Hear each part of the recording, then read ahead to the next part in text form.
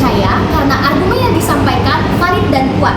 Kevalidan argumen tersebut karena didukung dengan hubungan sebab akibat yang jelas, di mana dalam berita terjadi demo sehingga akan terjadi kemacetan yang menyebabkan warga diminta untuk mencari jalur lain. Baik, saya akan menjawab soal nomor 2, berita 1 tentang menganalisis klaim-klaim. Yang pertama, ada klaim fakta, di mana klaim ini menyatakan informasi apa adanya dan dapat disertifikasi. Terdapat rencana aksi demo buruh pada tanggal 17 November 2025 di kawasan Monas. Polisi mengimbau masyarakat menggunakan jalur alternatif sebanyak 1.963 personel gabungan dikerahkan untuk mengaman. Aksi akan berlangsung di sekitar kawasan Monumen Nasional Jakarta Pusat. Polisi menerapkan rekayasa lalu lintas secara situasional. Ada jadwal untuk masa lain dari MAI di depan gedung MK. Jenis klaim, objektif, dan dapat dicek kebenarannya. Yang kedua, klaim nilai, di mana klaim ini mengandung penilaian baik dan buruk, tepat dan tidak tepat, di mana orator diharapkan dapat menjaga suasana tetap kondusif, jangan memprovokasi massa, pentingnya menjaga ketertiban selama aksi berlangsung, peserta aksi harus bertindak bijak, dan jenis klaim ini termasuk normatif, di mana menyatakan apa yang dianggap baik secara moral atau etis. Yang ketiga, klaim kebijakan, di mana klaim ini berisi himbauan atau anjuran untuk melakukan tindakan. Polisi mengimbau masyarakat menggunakan jalur alternatif. Polisi juga mengimbau masa aksi tidak melempari petugas, tidak membakar ban, dan tidak merusak fasilitas umum.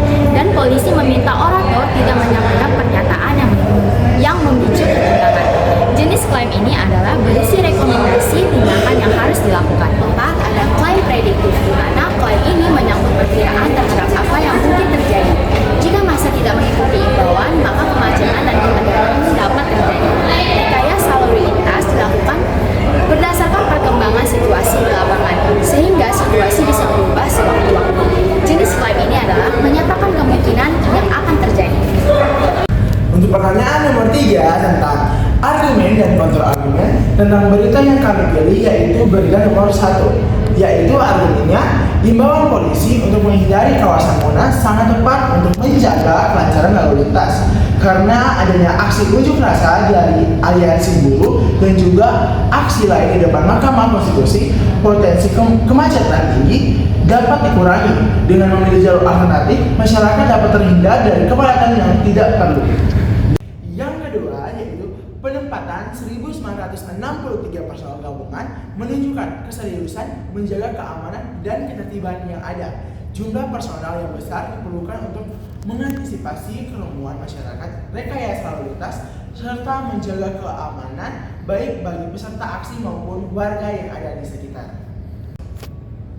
Yang ketiga, kebijakan tidak membekali personel dengan senjata api merupakan langkah strategis untuk minimalkan eskalasi.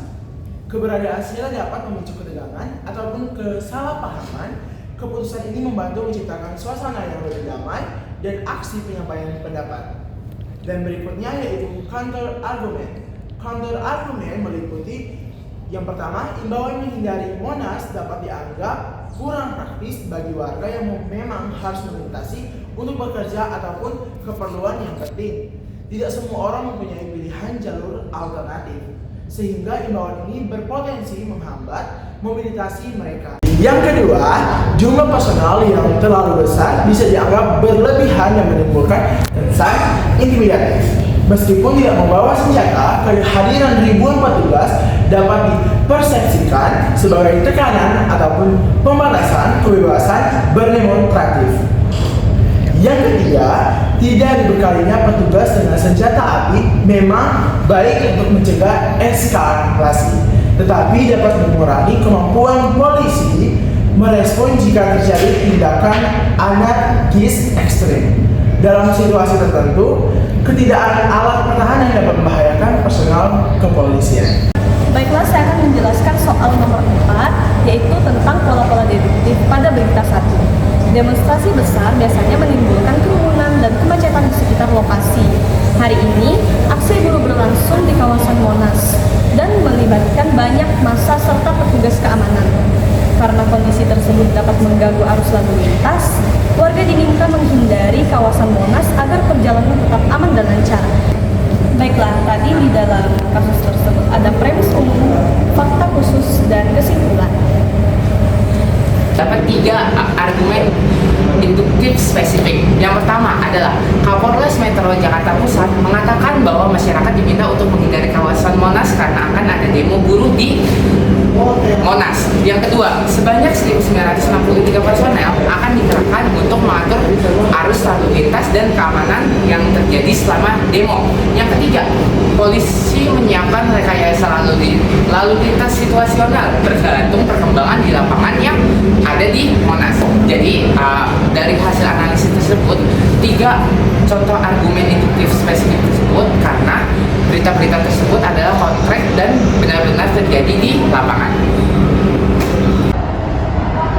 Pada berita aksi buruh di Monas, ada beberapa pola kesesatan berpikir yang dapat muncul dari cara orang memaknainya. Apa saja itu? Yang pertama, slippery slope. Ketika ada demo, pasti langsung dianggap akan berakhir kerusuhan. Yang kedua, hasty generalization. Menyimpulkan bahwa demo dianggap mengganggu hanya karena pengalaman sebelumnya. Ada juga ad hominem, ketika yang diserang adalah kelompok buruhnya, bukan substansi tuntutannya. Apple to fair juga bisa muncul ketika imbauan polisi dianggap sebagai situasi bahaya. Kemudian, false cause. Ketika banyaknya polisi dianggap pasti ada kericuhan. Terakhir, straw man. Ketika orang-orang memelintir imbauan polisi seolah mereka melarang demo, padahal tidak.